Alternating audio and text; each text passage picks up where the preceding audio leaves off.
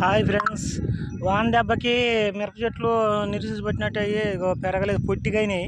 వాటికి ఎరువు సాలమ్మటి మొక్కలకి పోస్తున్నా ఫ్రెండ్స్, చూపిస్తా. ఎరువు సాలమ్మడి పోసేది.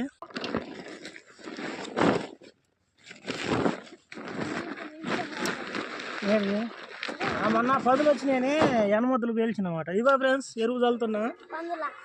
ఇగో ఫ్రెండ్స్, మేకల ఎరువు బలానికి చల్లుతున్నా. పొట్టి కూడా అని చెట్లు, మిరప చెట్లు.